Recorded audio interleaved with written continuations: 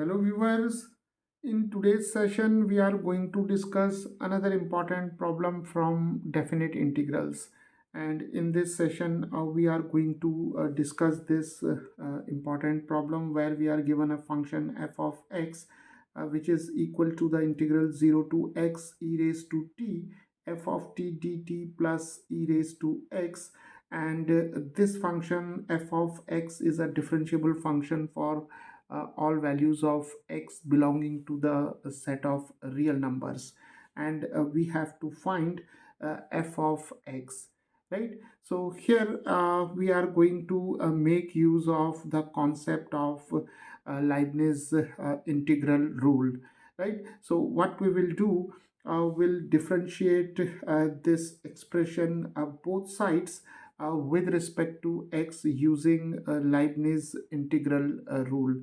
So let us first quickly see the statement of Leibniz rule, and then we'll apply the rule to this equation. So now consider an integral whose lower limit and upper limit are some functions of x. Suppose we have here a lower limit u of x and upper limit v of x, and here we have a function say f of t and dt, right? Suppose we need to find out the derivative of this integral with respect to x. Then Leibniz integral rule says that first we'll replace this t by v of x, that is the upper limit. So here we have f of v of x, and then we multiply this term by the derivative of v of x, that is v prime of x. Then we have a negative sign, and then we replace this t by u of x. So we have f of u of x, and then we multiply this term by the derivative of u of x, right? Okay, so this is the Leibniz integral rule, and here we'll apply this rule to find out the derivative of these two sides, that is the left hand side and the right hand side, right? So here we'll slightly modify this rule, and let us consider u of x as 0 and v of x as x, right? Then this rule can be written like this, that is d by dx of the integral 0 to x, and then we have the function f of t dt, and then we write here f of v of x. So v of x is x, so here we have f of x, then the derivative of v of x, that is v prime of x, is d by dx of x, which is 1. So here we have simply 1. Then we have f of u of x, and u of x is 0, and the derivative of u of x, which is 0, is also 0. So u prime of x is 0, so here we have 0. So this term is 0, so we are left with only f of x, right?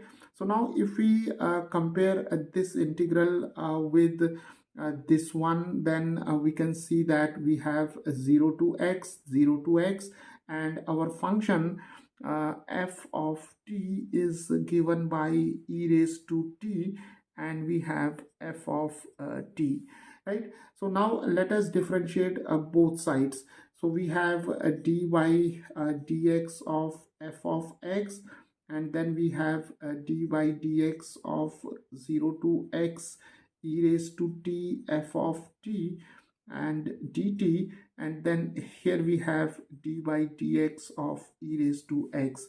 Now this is simply f prime of x, and the derivative of this integral can be calculated by using this rule. So this is simply f of x, right? And replacing this t by f of x, we have simply here e raised to x and f of x.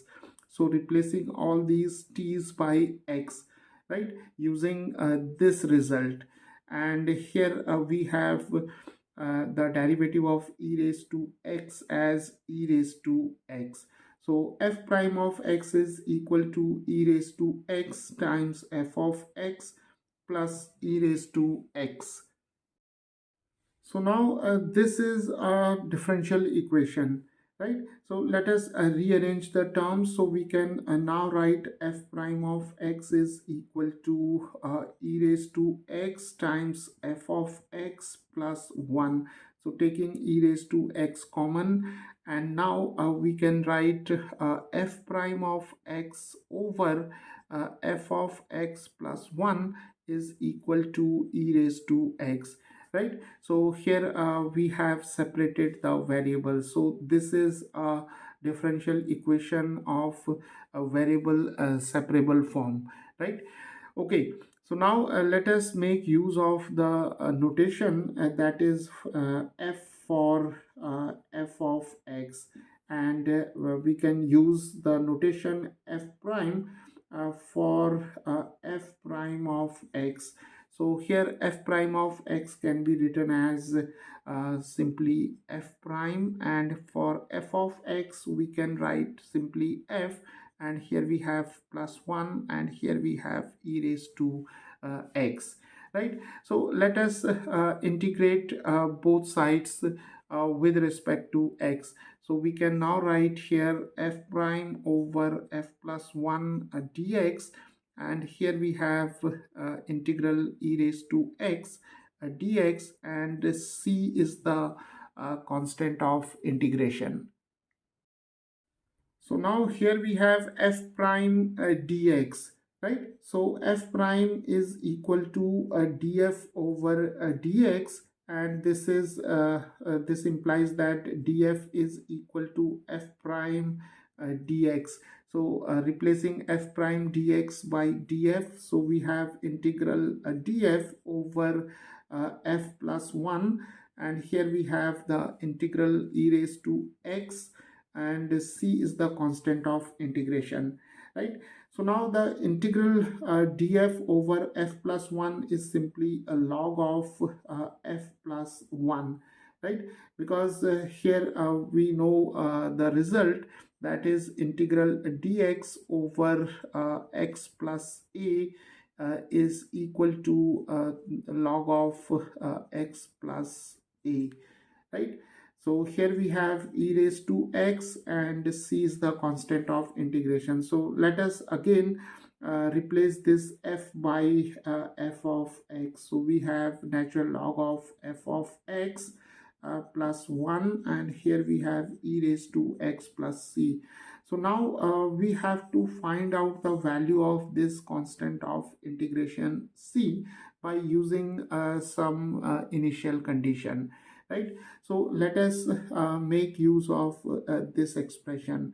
Now if we replace here x by 0, then we have f of 0 is equal to the integral 0 to 0, and here we have e raised to t f of t dt plus e raised to 0, right? So what we have done here, we have replaced this x by 0. So taking x is equal to 0 in this expression, we have f of 0 is equal to this one, right? So f of 0 is equal to 0 because the value of this integral is 0. Here the lower limit and the upper limit both are 0, right? And here e raised to 0 is simply 1. So we have obtained the condition, that is f of 0 is equal to 1. So when x is equal to 0, then f of 0 is equal to 1. So let us make use of this condition or information to find out the value of this c. So here taking x is equal to 0, we have natural log of f of 0 plus 1, and here we have e raised to 0 plus c. Now f of 0 is 1, so we have natural log of 1 plus 1, and here e raised to 0 is 1, and this is natural log of 2, this is 1 plus c. So c is equal to natural log of 2 minus 1, right? So we have obtained the value of c as the natural log of 2 minus 1. So let us substitute it in this equation. So we will write now natural log of f of x plus 1 is equal to e raised to x plus log of 2 minus 1. So now raising both these sides to the power of e, that is the exponential number. So we have e raised to natural log of f of x plus 1, and here we have e raised to x plus natural log of 2 minus 1. And we know that e raised to a natural log of f of x plus 1 is simply f of x plus 1, and here we have e raised to x minus 1, and here we have natural log of 2.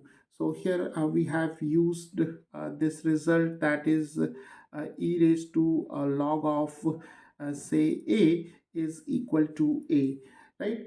Okay, so now we can write f of x is equal to e raised to x minus 1, and here we have the positive natural log of 2. So we can now write here e raised to natural log of 2, so using the laws of exponents. And then we can take this plus 1 to the right hand side, that is minus 1. So we have f of x and e raised to x minus 1, and here e raised to natural log of 2 can be written as simply 2 using this result. So here the value of a is 2, right? And here we have minus 1. So we can now write f of x is equal to 2 times taking this 2 in front of this expression. So we have 2 times e raised to x minus 1, and here we have minus 1, right? So viewers, the value of or the form of the function that is f of x is given by this expression. So this is how, by making use of this Leibniz integral rule, we can easily solve these kind of problems.